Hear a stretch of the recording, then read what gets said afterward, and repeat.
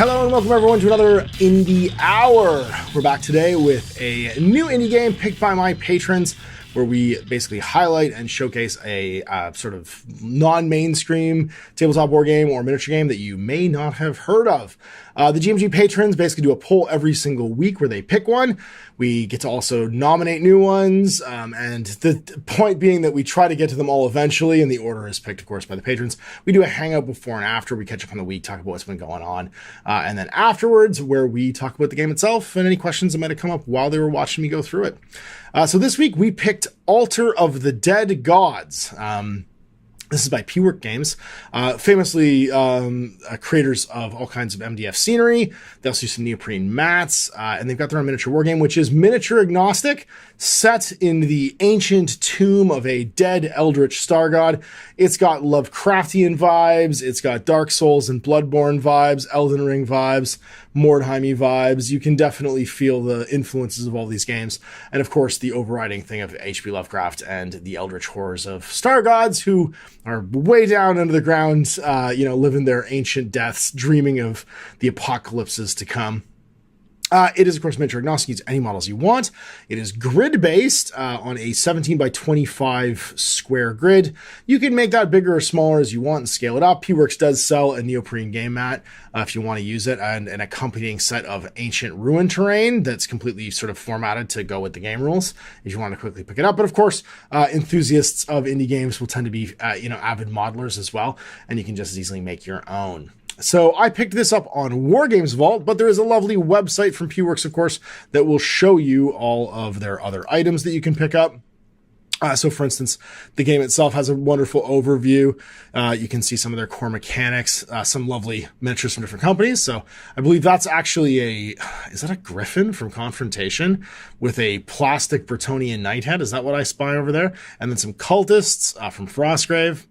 Lots of different factions. You have the vampires, the hunters, the blood witches, the pilgrims of the church, the cultists, and the decadent vaults. So all kinds of weirdos that you can take down into the vaults. And then all these products. So lots of cool things you can grab if you want to do it. A physical rulebook here. This was the mat I was talking about earlier. This is the Buried Temple Scenic set. You've got a set of cards for your units if you want to quickly just get them generated and play. Although all the stats are in the rulebook as well. And then also some MDF tokens. There's a bundle with a battle box where you get the two different decks in it. The battle tokens, the Buried Temple, and just not the mat. It's about 80 euros. I, on the other hand, just grabbed the rulebook because I'm an intrepid indie gamer off of Wargames Vault, where it's available as a PDF. It's $17 US. And has everything you need to play in it if you're, willing to kit bash and make your own terrain and do all that good stuff. So let's dive in to the actual rulebook itself. 100 pages, full color, nicely laid out. And of course, has all the background material as well for sort of the, if you want to use, if canon is the works of H.P. Lovecraft and the Call of Cthulhu and all the Eldritch sort of stories here, this is their universe inside that universe, their sort of explanation of what's been going on. The dark world of the buried temple awaits you and the gold rush down to it. This is written by, credits due, game designer is Paolo Barocci, and then the creative direction and graphic design was by Paolo Bertaccini. Editorial stuff by Paolo and Michelle Finelli, and the illustrations and maps by Paolo Bertaccini, Paolo Barocci, and Michelle Finelli. So a 3-person team, and then lots of good playtesting done by the listed names there. All right, sections. Chapter 1, the background, what you need to play, and the dark architecture, so the table that you're playing inside of. It is a standardized set of terrain. So what's cool is it's a little bit like Spearhead.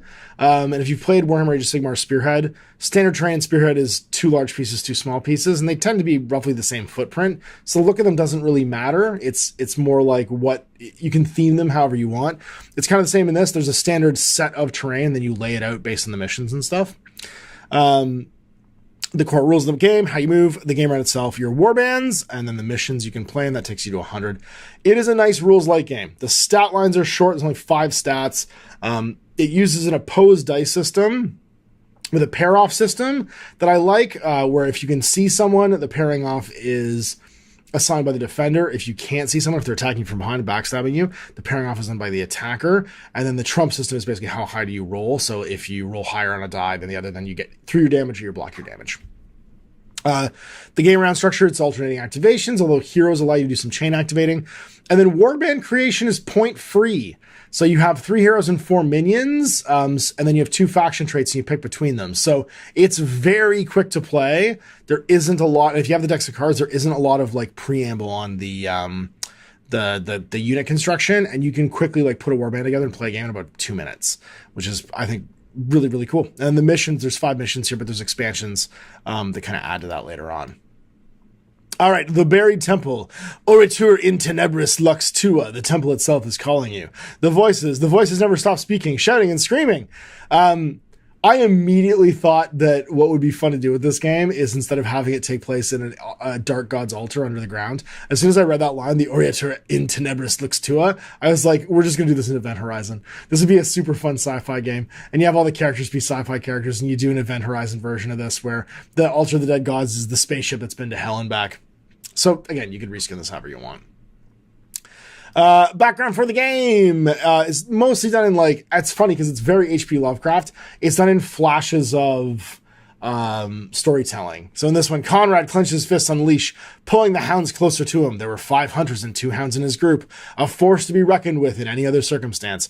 And yet in those dark, damp chambers filled with unnatural statues, he couldn't help but feel an overwhelming sense of danger. So again, they're presenting the story through the narrators of the different factions that you can play in here. Lots of good gibberish. Every Eldritch game needs some indecipherable words, some Latin and some gibberish. I'm sure it's not actually gibberish, but it's definitely gibberish to me. Cool looking gibberish should be a design term for these like horror games. All right, and then the game itself. So what do you need to play?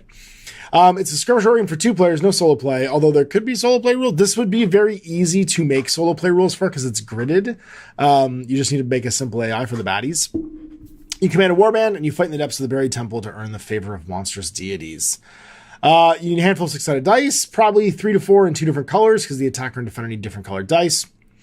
Some models, again, it's mini agnostic, make what you like. Cards, these are the stat cards for the different various warbands in the game. And then a square gridded board in 25 by 16 or 17 squares. They recommend 25 or 32 millimeter squares to make them fit your bases. Tokens, you need damage tokens. Other statuses can be in here too. You can be crippled and stuff, which are additional rules.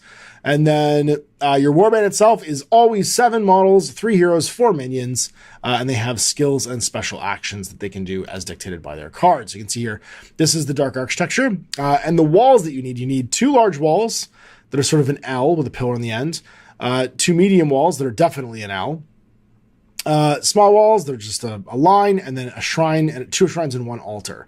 The shrines and altars are raised typically, and they take up 9 squares. You need 4 crumbling pillars and 6 tokens. So again, you can really easily make this. I'm really tempted to do this with, an AOS theme or something like that, and use some of the terrain from the various AOS offerings, the like chaosy walls and stuff, to just show how easy this is to make. And then learn the signs. If you fully grasp the symbols, it might quite possibly save your life. So the cards themselves. So like I said, 5 stats, movement, how many squares you can go. You can go diagonal and stuff too. Attack dice, which is your prowess. Guard dice, which is your defense.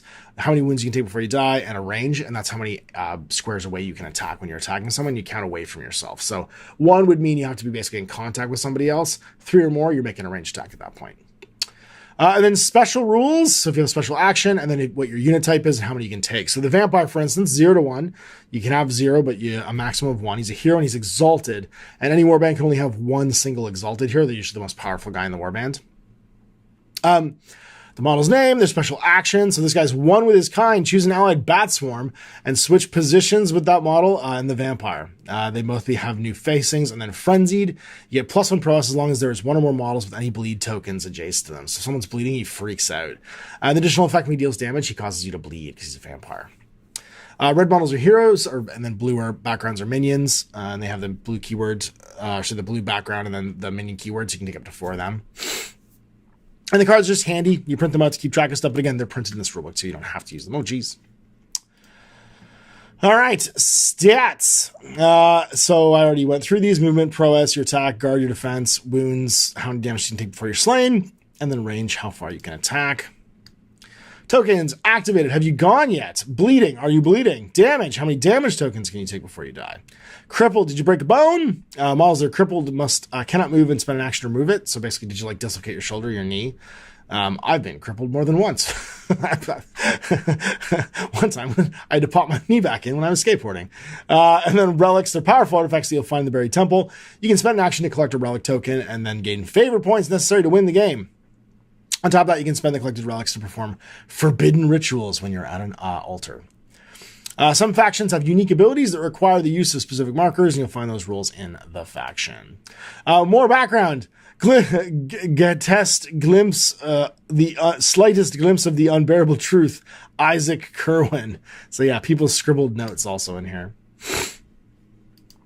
How to move. Pretty simple. Space Hulk rules, although you can move diagonal. You do have a facing. And you can move ahead a square. You can move not through a wall or through another model diagonally if you want as well. And that allows you to cut corners slightly. So a non-valid route, Cultist A cannot move through the wall or Cultist B to get to the other side. You can see here a nice little diagram, super simple. Free squares with something with nothing in it. Traps and relics are technically still free squares. And a square is free unless it's something that's in it that states it's not free. Your facing is what direction your eyes are going. And line of sight is whether a model can see another. You have to trace an imaginary line starting from the center of their base to the center of somebody else's base. And if a model is in the blind spot of the observer or behind a wall, they are never visible to the observer. And the blind spot is the back 90 squares. You can see here. E is in the blind spot, and then D and C are not in the blind spot, but can't be seen because the line between bases is blocked by walls. So D is visible, B and C aren't, and E isn't because he's in the blind spot. Grids make everything real easy in a game. I do appreciate a good grid game. There's a couple others that we haven't played on the channel yet, but that I started making terrain for and got kind of derailed on. Warlord Ascendant was one of them that use a grid system. There's something to be said for it. Old Warhammer Quest style war games with grids. BattleTech with a hex map obviously is one of the most famous ones. They simplify a whole lot of things. There's no arguments about moving or line of sight. You don't have to have like bespoke terrain sections. You can have interesting terrain rules because, you can have them apply to certain areas and not to certain areas. There's a good boundary for that kind of stuff.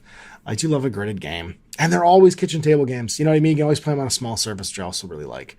They kind of tread the line between board game and miniature war game, but this one's, again, it's kill team size. So kind of both. And behind a wall, you can't see through a wall, obviously. Calculating distances. Sometimes you need to check whether a model, object, token, or piece of scenery is within certain distance. All distances in Altar of the Dark Gods are calculated based on concentric rings of squares that have in their center the square where the model is located. So you count out in waves, basically.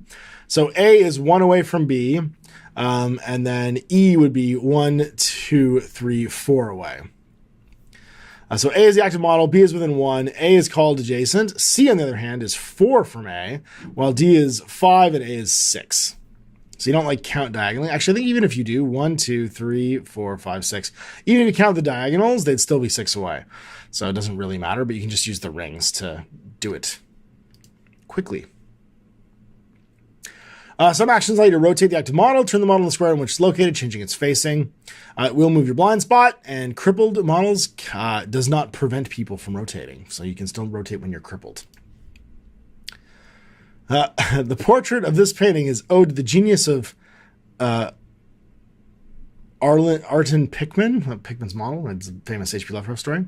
Only he managed to commence the She Who Dreads Death, or Reads Death. Oh, it's Tarot Reader. Also known as Keziah Arsenath Weiss. No one has ever seen her face, and few who have succeeded have gone mad before being able to tell the tale. Her tarot deck is worn out, but the colors are still vibrant. It's said that the red of the cards comes from the blood of those she has sacrificed. Lots of spooky in this. All right, game rounds. How to kill, break, dismember, and cripple opposing models, and much more. What a great log line for this section. All right, so the round structure is initiative, combat, bleeding. I like that bleeding has its own phase where you take damage from your bleeding tokens. So initiative, you roll 2d6 and add them together. If a player has fewer models than his opponent, that player instead rolls 3d6 because you become desperate. That's a neat balancing system to see who goes first each round. Now, There doesn't seem to be any, you start with the same number of models, right? 7 and 4. So there doesn't seem to be any other consideration for lopsided activation numbers aside from that. But it does mean that like going round and round, you get to dictate who goes first in the turn. If something's simultaneous, they'll occur at the same time. In these cases, the player who has the initiative will decide in the order in which they are determined. And then combat, starting with the player that's player chosen by whatever is the initiative. Players take turns activating their models. Each model can perform 2 actions. From the following list, a movement, an attack, or a special action with a maximum of 1 time per activation. So you could move, you could attack, and then the special actions are capped at a single time if you have one on your card. When you activate a model, declare its first action, then complete it, then its second action, then complete it.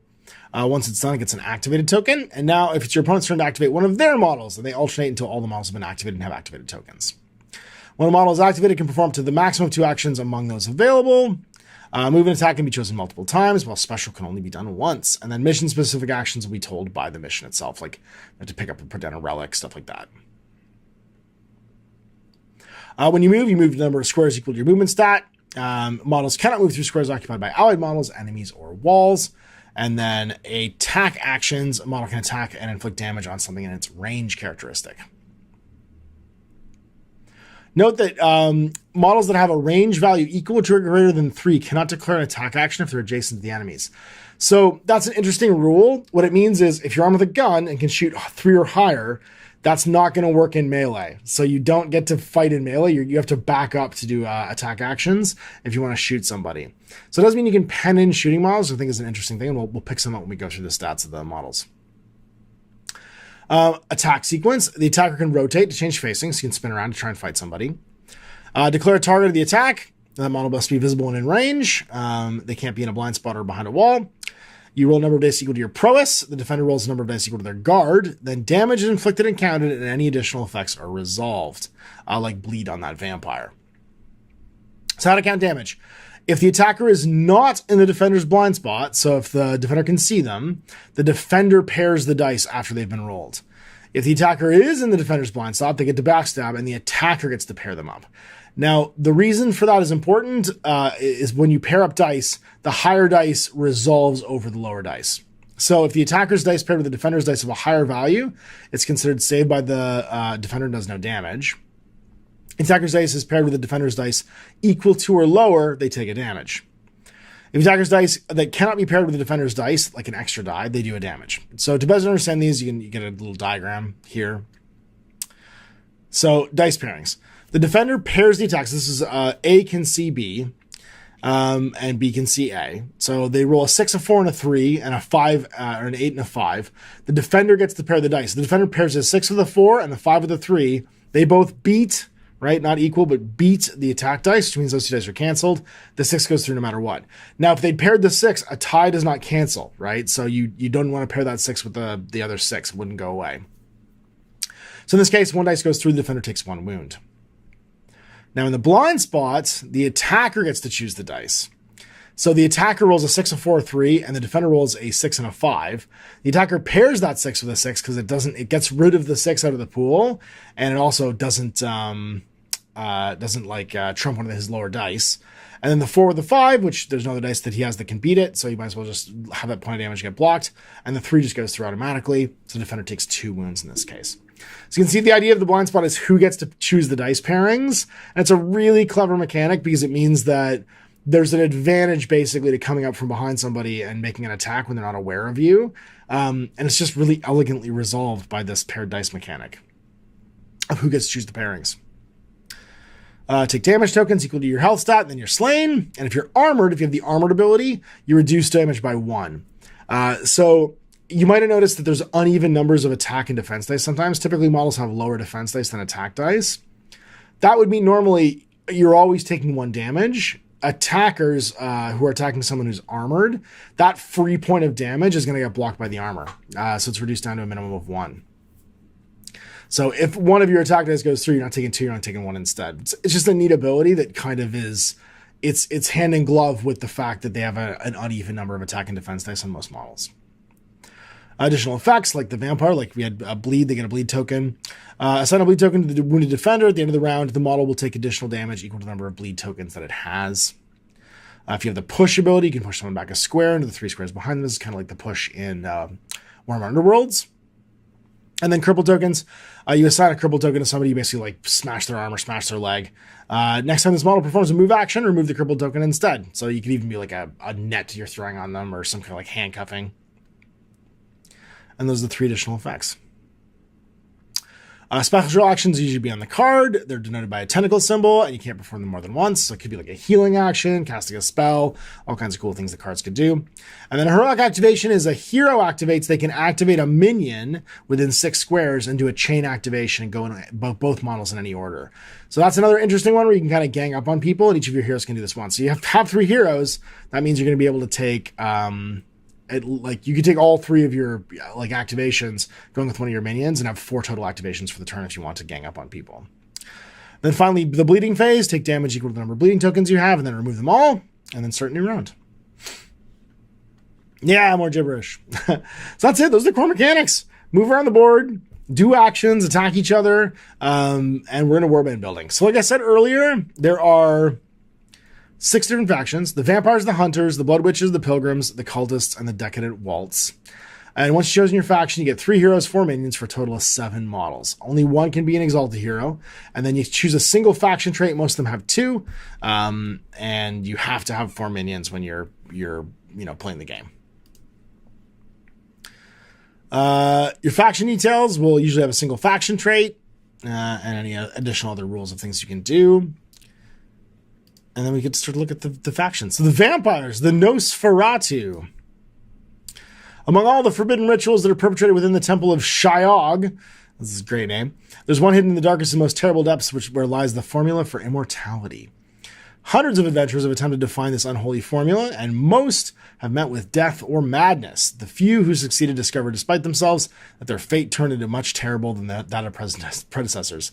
Now they dwell in darkness, unable to sustain the sunlight, unable to eat or drink anything but the blood of their kin to ease their suffering. Now they hide the temple, and there they await the end of the world. Basically, they sought the fountain of youth, and they became vampires instead. And you get these 2 different faction traits. So you can pick one of these. The first one, Into the Night, allows you to turn into bats. So instead of deploying your vampires, you deploy 3 different bat swarms. At the end of the first round, choose a bat swarm and replace it with an undeployed hero. Move all tokens, including damage tokens, assigned to the bat swarm to the hero, and you can repeat this process up to 2 more times. If there are no bat swarms on the board at the end of the game, all remaining undeployed heroes are considered slain. So you can start with extra bats, and you don't have to choose where your vampires go. Instead, the bat swarms turn into vampires. It's just a neat like shell game thing. You don't know where the vampires are, and you can respond to your opponent. And then Immortal Curse. All allied heroes gain -1 wound. If an allied hero would be slain, you may choose a single allied bat swarm, and if you do, the hero is not slain. Instead, remove all tokens from the hero and remove all tokens, including the damage tokens from the bat, onto it. Remove the bat swarm from the table and then place the hero previously where the bat swarm was. So whatever was going on with that bat swarm becomes what's going on with the vampire instead, but the vampire's not dead. So he just bamps into bats and like flies over. He Paul Rubens over. That's a Dracula Dead and Loving It reference for those of you who are keeping score on the movie references today. So pick one of those 2 to be your thing. Both cool abilities, both do with the bats. You can see the minions, up to 3 bat swarms. So you could have 6 if you take them and then all your heroes. 3 undead servitors. They have a special action. Fearful Presence. Attach a crippled token to a single enemy model adjacent to them. Because basically it's the zombie grab. And then Lingering Spirit. They have the push ability on their attacks. And Haunting. When the Lingering Spirit is slain, place a haunted token on the enemy model. Models with a haunted token get -1 to their guard stat. So you get worse basically defending yourself. That's a cool ability. You get a bride, a vampire, and up to 2 thralls as your sort of like your core heroes. So the vampire himself, we already read through his stat card, right? Pretty fighty. The bride have eyes only for me. Choose a visible enemy model within 4. Till the end of the round, that model has -1 prowess when attacking models that are not the bride. So you do like a hypnotism. And then Beloved, when the bride is targeted by an attack action, you can choose a visible allied exalted hero. That model gets +1 prowess until the end of the round. So if the bride gets attacked, the vampire freaks out. And then Thralls, Master, attach a bleed token to the Thrall, remove up to 2 damage from the adjacent exalted hero. So he can offer his own blood to the vampire, which is a cool ability. And then the haunted token. When a model with the haunted ability is slain, their spirit returns to haunt their enemies, and then the -1 guard. So that's what the token looks like for haunted. More background, we have the Hunters. Look at these BloodBorne looking suckers. Their faction traits are Thrill of the Hunt. All allied models get +2 movement as long as one or more models have been slain by allied models this round. So you kill somebody, you start moving faster. And then Beasts Men, as long as it pays. When an enemy hero is slain, place a bounty token on the square it occupied. Allied models that are in a square with the bounty token will gain the following special action. Claim a bounty. Remove the bounty token in that square, you gain a favor point and a relic point. Relic points can be used to perform offerings at the altar. So you can use them on the table to make your guys power up. You get sharpshooters. You can see they've got a cool gun that's range 5. Lure experts with a whistle. Choose an enemy model within 4 of the lure expert and rotate them 90 degrees. So you do like a predator thing, like anytime. And then hounds with push and cripple because they bite you. Then you get a big game hunter as your main hunter. He's exalted, cripple, armored, and I like a good challenge. So he has cripple automatically, which is interesting on his damage, so he can like chain you up. And then he's armored for that -1 damage. I like a good challenge. When the big game hunter attacks an enemy hero, it gets +1 prowess until the end of the action. If that hero is an exalted hero, the big game hunter gets +2 until the end of the action instead. Huntmasters have push and death blow. When the Huntmaster attacks a model with cripple, it gets +1 prowess because you're attacking someone that's already like chained.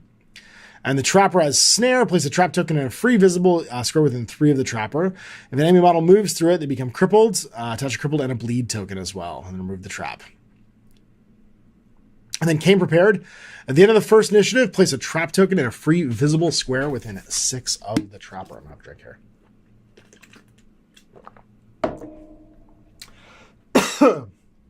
All right.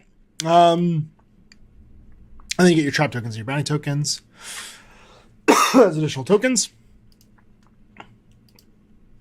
The Blood Witches. Faction traits. Let It Flow. Every allied model gets +1 plus for each bleed token attached to it, so they can hurt themselves for additional damage. And then Blood Rites. Start the game with a relic point. And when you make an offering, you can attach a bleed token to an allied hero within the altar's area. If you do so, you can choose 2 different gifts instead of 1. And then you got the Will o' the Wisps. They get cripple on their damage. And then Spectral, you can't bleed them. Vengeful Trolls with Acid Blood. At the end of the combat, if the Vengeful Troll has taken damage this round, attach 1 damage to every model adjacent to it. And Spite. When it's slain, attach a damage token to every enemy model adjacent before removing it from the board. So like Berserker Trolls. And then a Familiar, it has Portent to choose an allied hero adjacent to the Familiar. They can immediately make a free special action. And Bad Luck, when the Familiar is slain by an enemy model, place a Haunting token on that model, and you get the -guard. Up to 2 Old Crones and 2 Weird Sisters. They can do tarot readings, choose another visible allied model within 4 of the Old Crone, attach a bleed token, or remove a damage token from it. So basically, you can hurt or heal it. And then Joy of the Sabbath.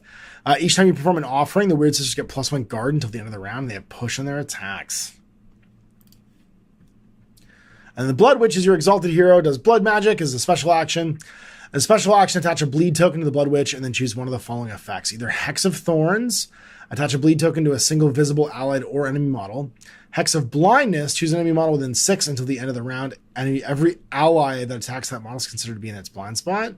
And then Stitches, choose another model within 6, remove all bleed tokens and up to 1 damage token from it. So that's a cool like effects-driven faction that like push status effects around. And they use bleed the same way that the hunters use guard and cripple. And then we're to the Pilgrims of the Church. Kneel in prayer. All allied models with a crippled token gain +1 guard. That's interesting. And Iconoclast, you can't make offerings at the end of the initiative phase. If you control an altar, you can choose an allied hero and place a bonfire token. So you burn the altars in a free square within 2 of that hunter that hasn't already got a bonfire on it. Repeat this process 1 more time. Any models for any reason move on a square occupied by a bonfire, they take 2 damage, then remove it. So you basically trap the altars on people. You get Fanatics with Cripple, Blind Faith, and Pain is meaningless, so you can't bleed them. The Fanatic can't be chosen as a target for special actions, and then they can cripple people with their melee attacks. The Penitents can push with Admirable Flailing. Add a damage token to the Penitent, then choose another allied model within 6. That model gets +1 prowess till the end of the round. And the Confessor has relieved of your sins. Choose plus another allied model within 4. They get +1 movement until the end of the round. You can attach a crippled token to that model if you want. Or remove one to give them guard. Your heroes are Crusaders, Saints, and Inquisitors. The Crusaders are cripple and armored. Stance, attach a cripple token to the Crusader until the end of the round. Whenever an enemy model is within 2, attacks a Crusader, attach a bleed token to that model. You basically slam your shields down and start fighting. And then Burning Faith, as long as the Crusader has a cripple token attached to it, it gets +1 prowess. So +1 prowess and +1 guard. So you become 2/3. The Saint can do prayers, so it's kind of like your spells. They attach a cripple token to the Saint, choose one of the following effects. Basically, you're kneeling. Liturgy, choose a visible allied model, remove or attach up to 1 cripple token to it, and then choose another visible allied model, remove or attach up to 1 to it. Thaumaturgy, choose an allied model within 6, remove a damage from it. And Prophecy, choose a visible allied model within 6, and until the end of the round, any models are never considered to be in its blind spot when attacking to it. So you're the Augur from Mordheim. Finally, the Inquisitor has Push on his attacks and Interrogation. Choose a model adjacent, attach a bleed and a cripple to it. And then I am the Authority. Enemy models within 6 of the Inquisitor cannot choose to make heroic activations, so no double activations. Neat. So they basically undermine the ability for you to use the altars and then have a bunch of different like status effects they throw out as well with their melee attacks. The Cultists, because you gotta have Cultists, an HP Lovecraft thing. Why not? They can be Supplicants of Shiog. Whenever you gain a relic point, you also gain an evocation point. And then Children of Cathlech. When you summon a horror, roll a die for each model adjacent. On a 5 or 6, attach a damage token to that model. So you can summon demons. Minions. You gotta have 4 acolytes, just cultists. They're living ingredients. When the acolyte is slain, you get an evocation point. And Reaper, when the acolyte slays enemy models, you get an evocation point. Initiates, push on their attacks, and Reaper, whenever they slay somebody, they get an evocation point. And Sacrifice, choose a single allied or failed experiment adjacent to the initiate, slay that model, and gain evocation point. Up to 1 Summoner, they're exalted, and die for me. When the Summoner is adjacent to an enemy attack, you may choose an allied acolyte adjacent to it. If you do that, the acolyte becomes the target instead. An Invocation, choose a free visible square within 6 of the Summoner, pay any amount of evocation points, then choose a single horror with an evocation value equal to the points spent in this way. The horror can immediately perform a single free action, then attach an activated token to it. And this is what you can activate. So either failed experiments for 0, a flesh amalgam for 1, a crawler in the dark for 2, and an unspeakable thing for 4. It's unstoppable. You can't cripple it. Massive crush. When you declare an attack action, all enemy models adjacent to the target take an attack at prowess 2. And then a brain melting scream. Attach a bleed token to all enemy models within 4 of the unspeakable thing. So their whole shtick is you can't really pick their faction, right? You have to have all 7 of these models when you start off with, but you're building that evocation score to summon bigger and bigger guys. And you don't care if your minions die because they're just going to bring out unspeakable things if they do. And the Decadent Waltz. It's not uncommon for the refined people of high society to seek unique and unusual pleasures. The noble houses of the city were no exception. The customary expensive wines, banquets, and music became tedious over time, as did all fashions. This is very fall of the House of Usher. For their entertainment, the rich have turned to occultism and more decadent and dangerous arts. Their boredom was finally soothed by a rumor that spread quickly. Some mysterious rotting temple had been discovered beneath the city. So their faction traits are far from the filthy rabble. At the end of the round, remove up to 1 damage token from each of your models that are not adjacent to the enemy models, and then rush to the performance. When you gain a relic point, you can move up to 2 allied models by 1 square, and they must end their movement in a free square. Minions are uninvited guests. They have villainous behavior. When the uninvited guest is pushed, it gets +1 prowess, -1 guard until the end of the round. And then Patron of the Masquerade, push, and sure-footed waltz. The Patron of the Masquerade has +1 guard against models that have been pushed this round. And a violinist with the ensemble. The violinist gets +1 range for each other allied model with ensemble within 4 of it. So I don't think anybody else has ensemble. Oh, the symbolists do. And those are your heroes. You get symbolists, push. They have an ensemble, so they get +1 prowess and -1 guard. And then set the tempo. When the symbolist completes an attack action, you may move it by 1 square. It must end this model in a movement in a free square. So this is a synergy army where you're trying to get the people with ensemble together to get them to increase their own stats. The Exquisite Usher. Judge inadequates in action. Choose a visible model within 4 of the Exquisite Usher. Move that model 1 square in any direction. It must end its movement in a free square, and it counts as being pushed. In offensive manners, when an enemy model within 4 of one or more Exquisite Ushers is pushed, it gets a bleed token. And you get your Master of the Dance, or a Composer. So you're going to be able to choose one of these, not both. This is the first time I've seen 2 Exalted, which is interesting. So the Master of the Dance is take the lead, choose an allied model adjacent to the Master of the Dance, and push that model per the result of an attack action. And everyone find your partner. The Master of the Dance has +1 prowess if adjacent to at least one allied model. In addition, allied models at the start of the round adjacent to the Master of the Dance get +1 prowess as well. So if he pairs up with somebody, he's better at fighting.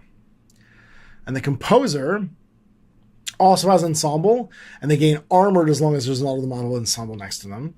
So they're getting an armored. The other ones are getting +1 to guard and prowess, and then the last one's getting +2 their range. And then arrangement is an action. Choose a visible allied model within 6 of the Composer and choose one of the following: Crescendo, +1 movement and bleed, or Relentado, +1 guard and cripple. So attack or defend, basically. And that's it for factions. So 6 factions. They all are unique. And I gotta say, for a game with no points, no purchasing except for like picking your model selection, there's a lot of variety between the factions, and they're doing a lot of work with very few statuses, right? Mixing and matching them to make each of the factions feel like they play the way that you would imagine them playing based on what they are. So with the summoning stuff for the cultists, the movement and synergy stuff for the masquerade, the waltz, the pinning and hunting things like the paring down and attacking stuff with the hunters, This is very elegant game design, especially for a grid-based system and a short list of status effects. And then it comes down to the missions. All right, each mission has a map showing where and how to arrange the scenic elements, altars, shrines, and relics, and any additional tokens. So this is very arena deathmatch style with where you're putting everything. And then the missions are the Offering, Knowledge is Power, Dangerous Pillars, Writhing Darkness, and A Door to the Stars. You can see, we'll go through the first one here, the Offering. You've arrived in a strange and vast chamber of the buried temple. In front of you, there's 3 places of power. One is certainly an altar in the center of the room, and there are 2 minor shrines. Precious and powerful relics are scattered around the room, but you're not alone. Another warband has arrived at the same chamber, challenging your domain over this corner of the temple. What will you do? Will you fight in the favor of the gods, or you grab the relics and escape? So place a relic in each square with the relic symbol. So that's going to be, I think, 1, 2, 3, 4, 5, 6 of them.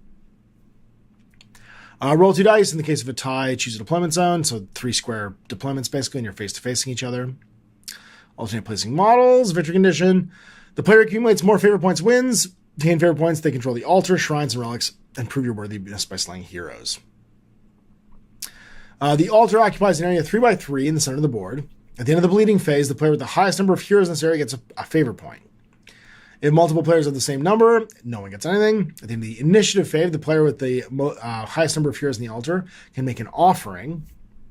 Note, only one offering can be made per round. To make an offering, pay a relic point if you have a relic, and get either the Gift of Alacrity. All models gain +1 movement until the end of the round. The Gift of Power, choose an allied hero. They get +1 prowess until the end of the round. Or Gift of the Unbearable Truth, assign a crippled token to any single model. And then finally, the shrines. There are 2 shrines on the board. Each occupies an area 3x3. At the end of the bleeding phase, you get a favor point for each one you control. To determine who controls it, check the number of allied models in it. So heroes hold the middle. Regular anybody else can hold the flank ones. Get favor points. Relics. If you're staying on a relic, you can loot the action. So do a loot action to pick it up. Remove the relic token, gain a relic point and a favor point. And this it's worth a victory point, and it's also worth a relic point you can turn in at the altar.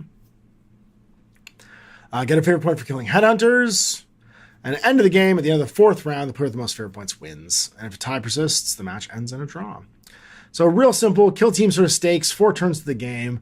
You're trying to hold zones in this one. You're trying to pick up relics. And you're trying to kill enemy heroes in the Offering. And the missions go on pretty much the same way. Different layouts. This one's Knowledge is Power. Same sort of idea, though. You're going to score based on holding zones. and interacting with certain objects like the pillars, the writhing darkness, the multiple shrines, the door to the stars. You finally found it. There is a way to reach the god realm and perhaps even the possibility of becoming a god yourself. You've sacrificed so much for this moment. Now all you have to do is find the right glyphs and open the door to the stars. However, someone's betrayed you and sold this information to a rival warband.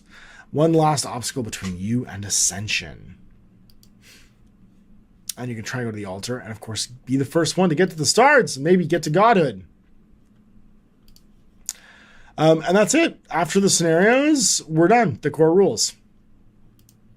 We get some little visuals here on the remaining items. So you can see here the hardcover rulebook, or full print physical rulebook, the MDF terrain. You can see the altar in the middle there and the two shrines.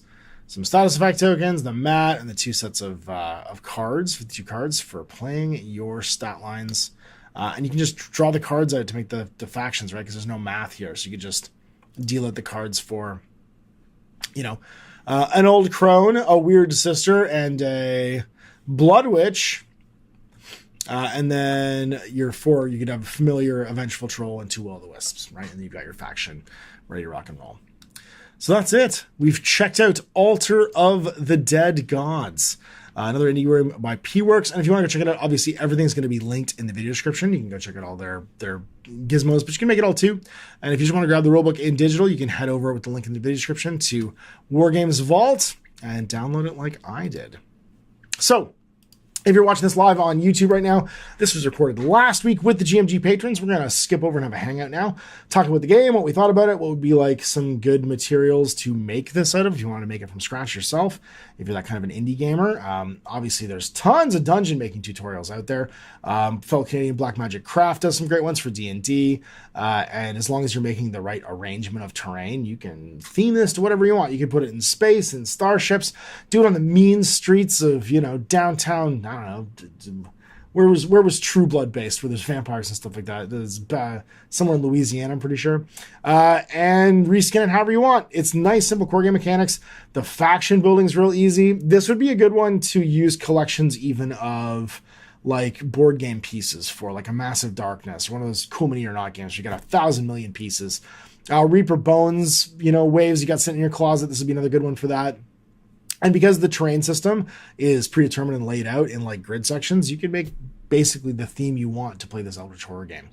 I do like that there's, some like kind of modern scoring mechanics in the way that the altars are interacted with and the favor points and the little boons you can get from the gods. I would like to see a campaign system and some further expansion for this. And I'm sure if I dig into it a little bit further, I'm going to find there's going to be more stuff like that to kind of increase the playability. But if you are looking for something that, non-miniature wargamers can wrap their heads around, this does feel like a real easy to collect one where you can make a table real quick and have some people playing with you that don't normally play tabletop games. There's no measuring, real simple dice system. And the warband creation system is just a deck of cards. You can either print them off or just physically pick and print off the sheets that have the warbands in them. It's just 3 sheets to do each of the warbands and have ready to play. So there it is, another indie hour done and on the books. Now, if you're a GMG patron, of course, you'll be hanging out with me after this. But you can also go and vote right now for your next indie game that we'll select to put on the indie hour. And you can check it out in the GMG Patreon, and you can watch this live. We will be, when you're watching this on YouTube, if you're not a patron, recording the new one that same day. So you can go check it out and see one of these get done live and participate and hang out with the GMG community.